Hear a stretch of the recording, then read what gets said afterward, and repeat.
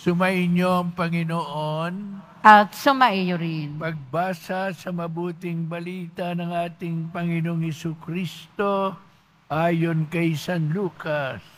Papuri sa iyo, Panginoon. Si Maria ay nagmamadaling pumunta sa isang bayan sa kaburulan ng Huda. Pagdating sa bahay ni Zacarias, binati niya si Elizabeth. Nang marinig ni Elizabeth ang bati ni Maria, naggagalaw ang sanggol sa kanyang tiyan. Napuspos ng Espiritu Santo si Elizabeth at buong galak na sinabi, "Pinagpala ka sa mga babae at pinagpala rin ang dinadala mo sa iyong sinapupunan. Sino ako upang dalawin ang ina ng aking Panginoon?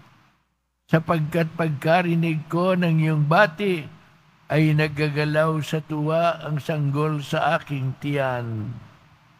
Mapalad ka, sapagkat nanalig kang matutupad ang ipinasabi sa iyo ng Panginoon." At sinabi ni Maria, "Ang puso ko'y nagpupuri sa Panginoon at nagagalak ang aking espiritu dahil sa Diyos na aking tagapagligtas, sapagkat nilingap niya ang kanyang abang alipin, at mula ngayon ako'y tatawaging mapalad ng lahat ng salinlahi, dahil sa mga dakilang bagay na ginawa sa akin ng makapangyarihan, banal ang kanyang pangalan." Hinahabagan niya mga takot sa kanya sa lahat ng salit-saling lahi. Ipinakita niya ang lakas ng kanyang mga bisig. Pinangalat niya mga palalo ang isipan. Ibinagsak niya mga hari mula sa kanilang trono at itinaas sa mga nasa abang kalagayan. Binusog niya ng mabubuting bagay ang mga nagugutom at pinalayas niyang wala ni anuman ang mayayaman. Tinulungan niya ang kanyang bayang Israel bilang pagtupad sa pangako niya sa ating mga magulang, kay Abraham at sa kanyang lahi magpakailanman.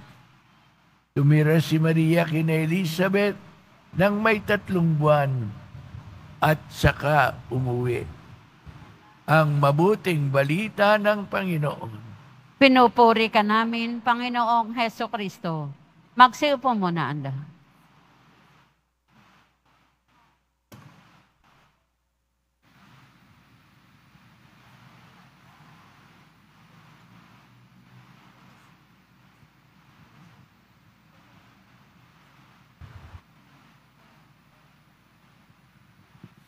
Maupo po ako sa homily para magtipid ng kaunting lakas.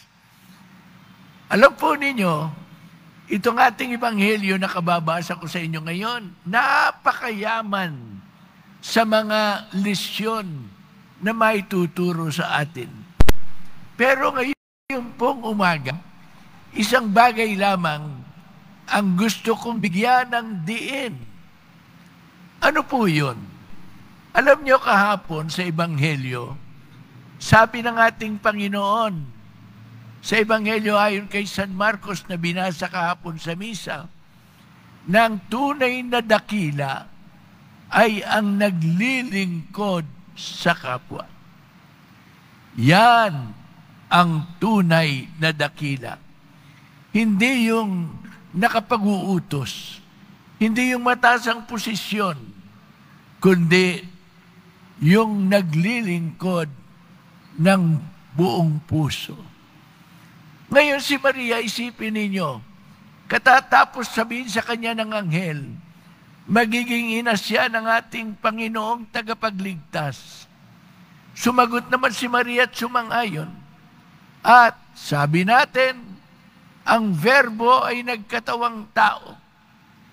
Namahay na sa kanyang sinapupunan. Nandun na, inanas siya ng Panginoon. Ngunit alam po ninyo, itong ina ng Panginoon na ito, Reyna, dapat kong tawagin. Ano po ang unang ginawa?